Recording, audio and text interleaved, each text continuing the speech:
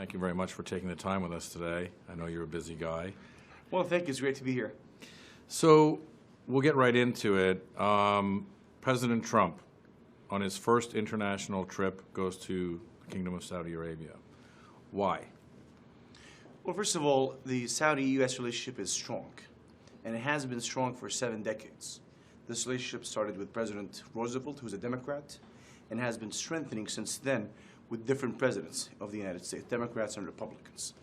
So this is a continuation of this historic, strong relationship that has, protected people of both countries on the security side, and also it has, on the economic side, created a lot of jobs and opportunities in both countries and helped the economy.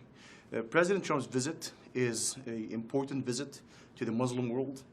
I believe that it is vital for the United States to have a strong relationship with Saudi Arabia and the Muslim world. And I think the president's speech on that visit was very encouraging to Muslim people to see. He spoke about the counterterrorism, and he said that ISIS and the terrorist groups victims are mostly Muslims. And I think it's very important for Muslim people to hear the President of the United States mentioning this. What were some of the policies that were discussed during that trip? Obviously, counterterrorism was high on the agenda. I believe you opened the Center for Counterterrorism in Riyadh during that trip. What were some of the other policies? Well, we have spoke about ways to increase our bilateral cooperation on the security side, defense, and most importantly, the economic side. We have continued to work with this current administration, and we will continue to work with the United States to build this important relationship. Also, there was a big arms component for that trip. What happened there? Well, there has been always a strong cooperation between Saudi Arabia and the United States on defense procurement. We have been an important customers to American companies that have created a lot of jobs throughout our cooperation on the defense procurement, and we'll continue to work with our United States and the American companies to build our armed forces that we use to counter terrorism and malign actors in the region. Let's talk about terrorism in the region. What are the greatest threats to Saudi Arabia today? Well, I believe the biggest threats to the region and to the international security is basically Iran, Iranian regime and its proxies on one side, and ISIS and Al-Qaeda and terrorist organization on the other side. We believe that they are both two sides of the same coin. They believe in the same concept, not necessarily exactly the same ideology, but they both do not believe in the sovereignty of nations. They both believe in transnational ideological state. They both do not believe in international law. And sometimes they compete with each other and they fight each other. But when it comes to us, we're the common enemy, and they cooperate. Why are you the common enemy? Well, because we are a force of stability, force of peace, force of prosperity in the region. What we want to do in Saudi Arabia is we have currently this great Vision 2030, where we want to reform our economy to basically untap the potential in Saudi Arabia, to open our new sectors in Saudi Arabia, and to have a prosperous country and to move our citizens forward. To be able to do that, we need a stable, secure region. We need and prosperous region. We need to increase our economic cooperation with neighboring countries. Iran wants to export the revolution. Iran has an expansionist ideology. Iran wants other states in the region not to be our partners, but to be under the basically Iranian expansionist project. And this is a big difference. We have Vision 2030 that is moving us forward. They have Vision 1979 that is trying to move the region and Saudi Arabia backward. I read an article that you wrote recently that compares Iran to Germany in the 30s, expansionist, and that we're sort of appeasing Iran in its expansionist policies. Maybe you could elaborate a little bit on that. Well, what I was trying to say in the op-ed is basically the situation in the world, especially in Europe, in the late 30s was back then we had this expansionist ideology in expansionist countries. We see Nazi Germany moving and taking over Austria and parts of Czechoslovakia. And the solution back then was to appease Germany, Nazi Germany, and instead of confronting it. And and we remember that during the Munich Agreement, when President Chamberlain went back to Britain and held that piece of paper and said, this is the peace of our time. And it did not work. It led to more expansionism. It led to the invasion of France. London was getting bombed after this. So what we want in the region is we see same expansionist concept in the region through the Iranian regime. And we believe that we need to push back on this right now, not to lead to a bigger conflict. Because if you look at the trend in the region throughout this 40 years after the Iranian Revolution, we see Iran started to build this sectarian terrorist militia in Lebanon. And they bombed embassies, they bombed the Marine barracks, they had assassinated the Prime Minister of Lebanon, and they're trying to copy that model and use the same playbook in Syria and Iraq and Yemen, and they've been getting away with it. So, and now we see more than 160 ballistic missiles launched at a G20 country towards Saudi Arabia. And so if we do not push back on this, we will see more terrorist militia pops up in the region. And let's remember, Hezbollah in Lebanon is not a domestic threat. Hezbollah is a transnational threat. We see Hezbollah money laundering activities throughout the whole world. We see in Africa and in South America. We see their drug activities also throughout the world. And we don't want another Hezbollah, another transnational threat to appear. And we don't want, especially in Yemen, like the Houthis, for example. It's another death to America group that we see in the region. And it's another transnational threat that we're trying to end. And to also affect the Red Sea, which 15% of the world trade passes through. So let's talk about Yemen. You said Houthis, their slogan is death to America, death to Israel, death to the Jews. Yet there is collateral damage. It's now being called a humanitarian crisis. There's a cholera epidemic. The UN is now, getting involved. It's been called Saudi Arabia's Vietnam. What's happening there, and is it a war that you can win? Well, first of all, we did not support the Yemeni government to start a war in Yemen. We supported the Yemeni government to end the war in Yemen. The party that started the war is the Iranian militia, the Houthis. They started the war in 2014 when they moved from their own hometown to the capital, killing and slaughtering the Yemeni people and threatening the central government of Yemen. And we had a choice back then to support the central government of Yemen, the legitimate central government of Yemen, against all terrorist non-state actors, the Houthis and the QAP. Or basically, if the Yemeni central government falls, we're only going to have two terrorist non-state actors, the Houthis and AQAP. And that situation, the instability that will happen and the vacuum that will happen, will create basically, will help both of them, AQAP and Houthis, and will create more terrorism and instability. So the only choice we have is to support the Yemeni government to basically reinstate the Yemeni government control over the country, to fix the Yemeni economy, to create jobs, to have prosperous Yemen, to improve the humanitarian situation that was basically went downhill after the Houthis' aggression into Yemen.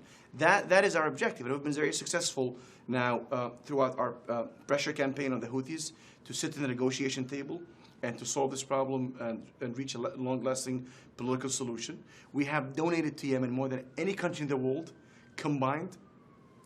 We will continue to support the humanitarian efforts in Saudi Arabia. And during the last Crown Prince visit, Saudi Arabia and UAE donated to the UN the highest donation in the UN history on the UN humanitarian efforts. We're there to solve it, just like we did in Iraq with the United States.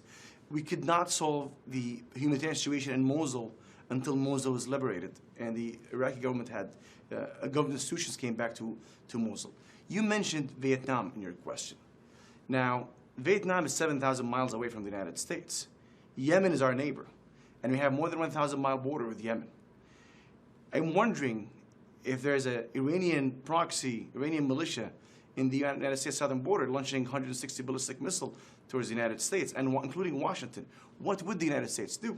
Sure. I think it's made in reference to an unwinnable war, because you have on one side Houthi rebels who say death to America, death to Israel, but who are also using people as shields for ballistic missiles, et cetera, et cetera. So you are going to get collateral damage. There is a humanitarian crisis, cholera epidemics, millions of refugees, et cetera, et cetera. Well, the only way we end this humanitarian situation once and for all is to reach long-lasting political solution based on the UN Security Council Resolution 2216, which instates clearly that the Yemeni government should reinstate its control over the country, basically. We have been very supportive of all the previous UN initiatives to reach political solution. We have done 7 ceasefires in the past. We have supported all the UN initiatives. The Houthis have been the party that violates the ceasefire every time. They have been the parties who have been basically the obstacle to reaching peace in Yemen. The former UN envoy said in his last speech in the United Nations that Saudi Arabia has been always sitting at the negotiation table and the Houthis have been always walking away. So they are the obstacle. The ball is in their court. They need to choose between being an Iranian militia in Yemen, another Hezbollah in Yemen, launching ballistic missiles and having heavy weapons, or being a political party in Yemen. We want them to be part of Yemen, not part of Iran. So let's unpack those countries that we talked about. We have Hezbollah in Lebanon. We have an increasing Iranian presence in Iraq. You have the Houthis in Yemen. So you're getting sort of Iranian presence surrounding Saudi Arabia. I mean, right now you have, let's say, 3 proxy conflicts. What happens when it ceases to be a proxy conflict? Well, what we want in the region is different than what Iran wants in the region. We want partners. We want stability. We want security. We want countries that need to be independent. Saudi Arabia has 0 proxies in the Middle East. No one can name all the Iranian proxies in one sentence in the Middle East. I do not think the Iraqi people, the Yemeni people, the Lebanese people want to be part of basically the Iranian revolution, part of Tehran. They want to be an independent country. They want to move forward. They want to fix their economy. So I don't think the Iranian controls the Iraqi people or Iraq. I think Iraqi people must control Iraq. Lebanese people must control Lebanon. And I'll give you an example of the Saudi role in these areas. I mean, look at Lebanon, for example. Saudi Arabia have been very supportive of Lebanon, political stability. Saudi Arabia have basically, in a recent history, have supported Lebanon with about more than $5 billion. Recently, in the Paris conference to support Lebanon, Saudi Arabia have donated $2 billion. Saudi Arabia commercial exchange with Lebanon is $626 million. Saudi Arabia, basically, tourists used to be more than 20% of the Arab tourists to Lebanon. So we have been the party that is constructive in Lebanon. We send tourists to Lebanon. Iran sends terrorists to Lebanon. We send businessmen. Iran sends military advisors. We build hotels. We build the tourism sector. We create jobs. Iran create terrorists. We want Lebanon to be a better country, to be a stronger country, to be more stable. We want Lebanese people to advance, to be a prosperous country. Iran wants Lebanon to fight their own wars. Iran wants Lebanon to do their own expansionist project in Tehran. And if what the supreme leader in Iran wants is just about religion, then why do we always see a wali al-faqih, a supreme leader who comes from Iran? Why don't we see a Lebanese supreme leader or Iraqi supreme leader that the Iranian mullahs follow? We will never see that because Iran wants to use the Lebanon and Iraq and the Lebanese people as tools for their expansionist policies. So if you look at Lebanon, on one side you have Sunni. In fact, this is mandated by the Constitution. On the other, Shia and then Druze. But we interviewed Hariri for this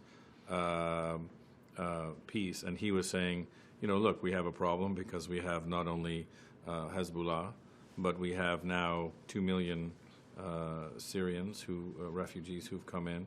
They have Palestinian refugees. It seems like he's a sort of bastion of sanity. He's like one of the only things holding that country together. His father famously was assassinated trying to hold the country together. But there was a kerfuffle recently during the elections or before the elections when he was called to Saudi Arabia. Some people said he was kidnapped. I asked him, he said he wasn't.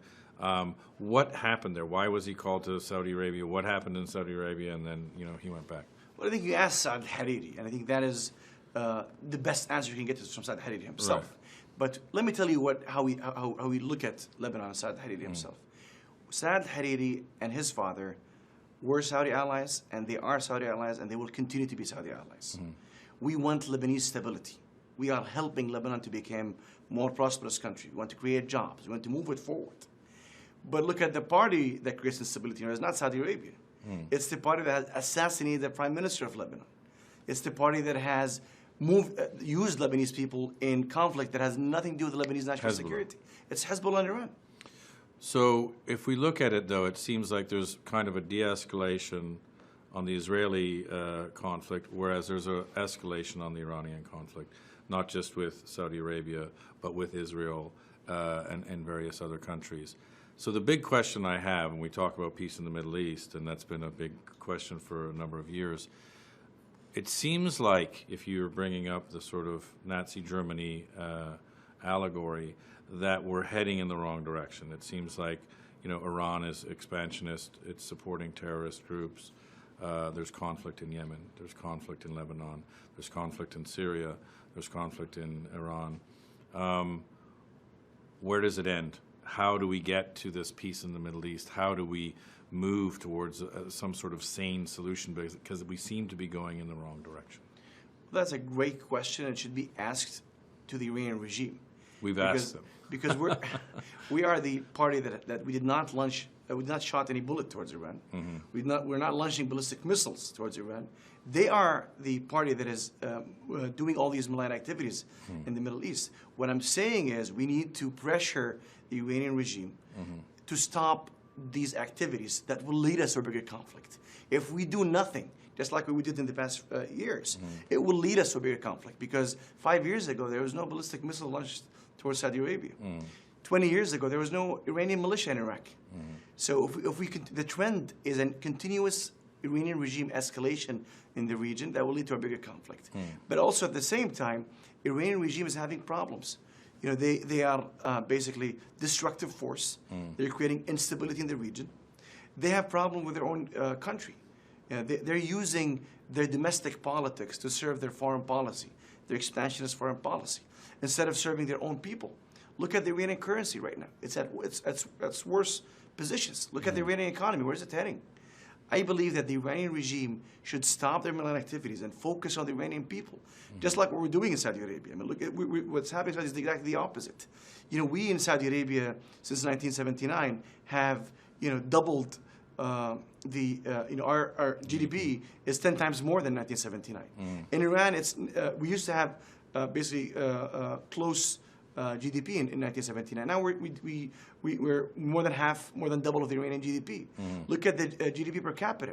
The Saudi people's GDP per capita is way more than the Iranians. Look at the basically life expectancy. If you live in Saudi Arabia, you'll live 4 years more than in Iran. Look at our health system. Look at our education system. Look at our social reforms, our economic reforms in Saudi Arabia. In Saudi Arabia, there was never social media platform that was blocked. In Iran, they're continuing to block social media platforms. We're a country that wants to be part of the global system. We're proud of our values. We're proud of our cultures. We are modernizing. We are not westernizing or easternizing Saudi Arabia. We're moving forward based on our own values, but we're moving forward. We have forward-looking vision. They have a backward-looking vision. We have Vision 2030. They have Vision 1979, basically. And that is the problem. It's a clash of visions between Saudi Arabia and Iran. There was recently a controversial decision by the Trump administration to pull out of the Iran nuclear deal. I say controversial because it was controversial domestically, as well as Europe decided not to go with America. When I talked to Prime Minister Netanyahu, he thought this was a very good thing, but he also said it could lead to increased atomic capabilities by Iran, in which case Israel would have to act. What's Saudi's position on pulling out of the deal, and also what will be some of the ramifications if they do try to speed up their atomic program? Well, first of all, we stated that clearly, that we support the president's decision, because it's exactly right. He's correct. What the deal did is it temporarily stopped a weapon that the Iranian regime do not have. but it empowered every weapon that the Iranian regime already have. The asymmetric How so? warfare. Okay. They increased the budget of the IRGC. They increased the budget of Hezbollah. They increased the budget of the Houthis. There was way more ballistic missile launched toward the kingdom after the nuclear deal than before the nuclear deal. So just to clarify, maybe it slowed down or stopped their ability to create an atomic weapon, but it increased funding of Hezbollah, Houthis, like terrorist groups, so you're saying? Yes. What I'm saying is we might have temporarily stopped the weapon of mass destruction, but we created more mass destruction, basically in the Middle East. And this is not the, we expected Iran, when we supported the President Obama's decision to sign the deal, to be responsible actor in the region and to stop their malign activities. But what we saw is a negative, basically, results. We've seen Iran increasing their malign activities, increasing their support to the militias in the region, increasing the stability in the region. So that's why we do not, we supported the president's decision to withdraw from the nuclear deal. If he withdraws from the deal, and now that there's sort of a strife between U.S. and Europe on this, Iran is increasing its aggressive activities. Israel is sort of getting ready for that. Maybe Saudi Arabia is getting ready for that. The GCC is getting ready for that. Doesn't that mean we're going in the wrong direction? Doesn't that mean we're going away from peace and towards more of a conventional war? Well, in your question, you said that we'll be going to the wrong direction. Let me tell you what was the direction that we were heading towards, basically, before the withdrawal from the nuclear deal. We see more destructive, basically, activities in Syria, and more destructive activities in Iraq, more destructive activities in Lebanon, more destructive activities in Yemen. 160 ballistic missiles launched towards Saudi Arabia, including the capital, a G20 country. So Iran actions was leading to a bigger conflict. If we pressure Iran, if we make them pay a price for what they do, it's going to do exactly the opposite. It will basically stop Iran from continuous escalation that will get us to a bigger conflict in the region. And that's why we need to use all our tools and all options that should be on the table. And what are those tools? Well, we need to obviously solve this diplomatically. We need to increase the economic pressure on Iran to reach basically a better situation in the Middle East. So in America, this seems to be a quagmire. There's so many different actors, so many different names, so many different acronyms. A lot of times it gets simplified into, Shia versus Sunni. What are the two biggest things, if you could boil them down, that would lead to, I won't say peace in the Middle East, that seems, but a de-escalation of the tensions? Well, first of all, the friction between Saudi Arabia and Iran is not about Sunnis or Shias. It's about clash of visions, as I said. We have a forward-looking vision to improve our economy, to make our people's life better, basically, in the kingdom, and to move our society forward. To be able to achieve that objective, we want to have a stable, peaceful region around us, and prosperous region. We want to increase the economic, basically, cooperation. Iran wants to do the opposite. Iran has expansionist policy. They want to basically take over countries in the region. They have this destructive activities in the region that is pulling the region backward, not forward. This is the cause of friction. We have supported the Iraqi government fighting ISIS. And we're supporting, on the other side, the Yemeni government fighting Houthis and QAP. Iran is always in the sectarian side. We were always in the government institution side in Saudi Arabia. And there's a big difference on our position and the Iranian position. The Iranians will say that Saudi have funded, let's say, Wahhabism, and then therefore the extremism on the Sunni side. What do you have to say to that? Well, that is absolutely not true. Who is Osama bin Laden's number one enemy? Who is ISIS' number one enemy? What you have to do is listen to them. Listen to those terrorists and what they say. Their number one enemy is Saudi Arabia and the United States. Al-Qaeda have done 0 attacks in Iran. And in Saudi Arabia have more than 100, throughout our history, more than 130 terrorist attacks in Saudi Arabia, including the Saudi government. So it doesn't make any sense if we're going to fund, basically, anything that would threaten our country. Osama bin Laden himself, in his document that was found by the United States in Abbottabad, said clearly that Iran was basically funder of their activities, and they said Iran helps them also logistically, and he mentioned Iran as a partner against Saudi Arabia and the United States. Listen to what Osama bin Laden say, look at his documents, and look at what they say also in their audio tapes. They're targeting Saudi Arabia, they're targeting the United States. Osama bin Laden's son, Hamza, he's in Iran, and he's issuing audio tapes against Saudi Arabia from Iran as we speak. If I've been to Iran, I've been to Saudi Arabia, the one thing that strikes me as very similar between both cultures is they have a very young population in Saudi, a very young population in Iran. In Saudi Arabia, there seems to be a tremendous push from the young people for change, for modernization, all different kinds of social movements. You actually see, especially the young people in Tehran, who have satellite TV and who have relatives in LA or in London,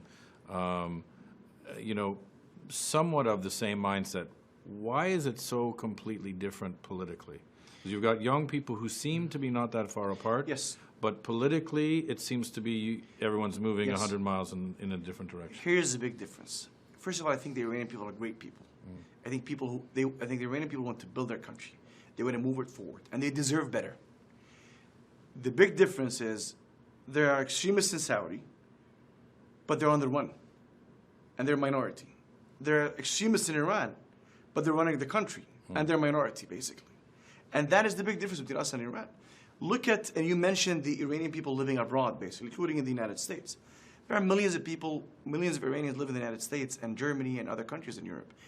Have you seen any Saudi minority that lives in Europe or United States?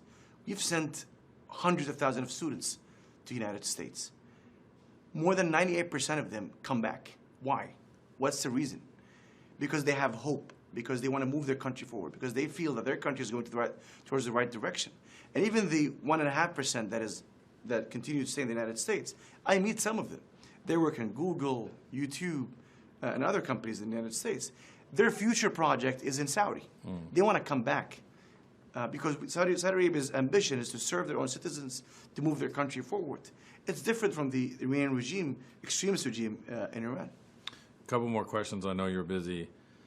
If you talk to the Iranians, they'll say, look, the Saudis have American military bases. Turkey is a sort of a NATO member. Pakistan, they'll say, is the home of extremism and the Taliban. Afghanistan, the Taliban and the American army. They portray themselves as surrounded. What do you have to say about that?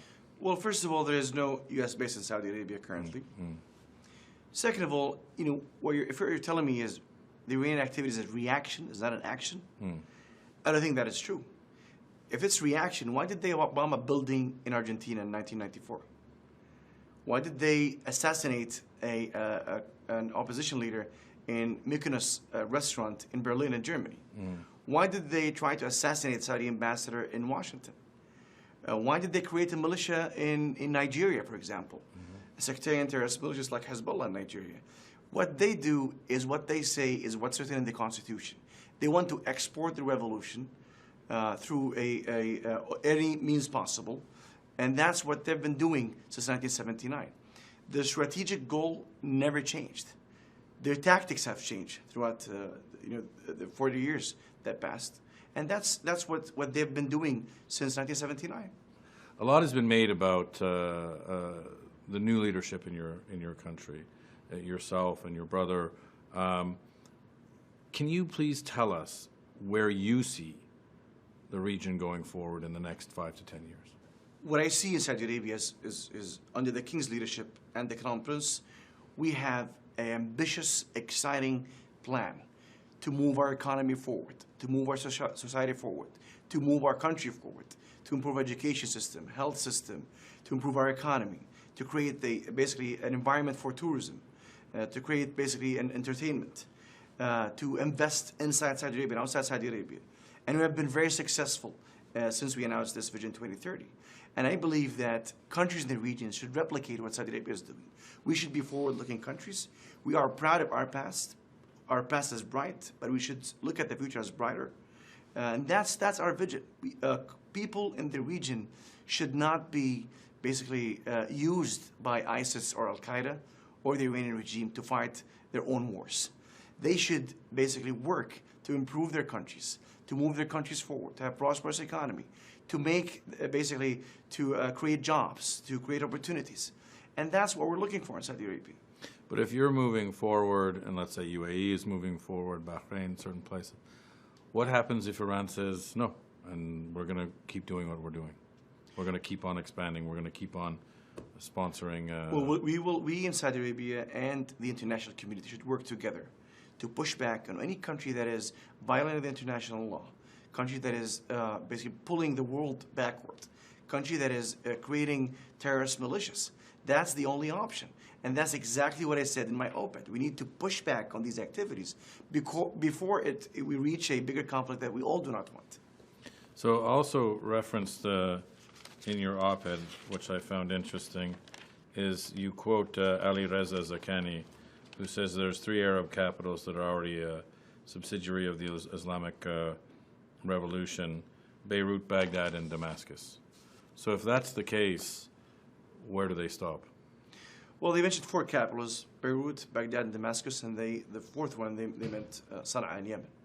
I don't think the Yemeni people want to be basically invaded by the Iranian regime. They want their country to be independent, and they should be independent. They have a great country and great people. And I don't think the Lebanese people want to be part of Iran. Just like what Hassan Nasrallah, the leader of Hezbollah, said in one of his videos, old videos, that Lebanon should not be an independent country. It should be part of the Iranian expansionist ideology, basically. I don't think the Lebanese people want that. I don't think the Iraqi people want that. I don't think the Syrian people want that. I don't think anyone in the region wants to be part of Iran.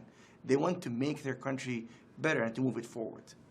It seems that there's the region and there's Iran, and people are uniting in the region against Iran. Does His Royal Highness MBS support regime change in Iran? Well, in Saudi Arabia, our policy, we do not interfere in countries' domestic politics. It's up to the Iranian people to decide. It's not up to us. But we see the Iranian people protesting. We see the Iranian people are not happy because the regime, instead of basically fixing their economy, reforming the economy, and serving the Iranian people, they've been basically spending all that money on activities in the region that has nothing to do with Iranian people or Iranian economy. It doesn't serve the Iranian national security and the Iranian people. Thank you for your time today.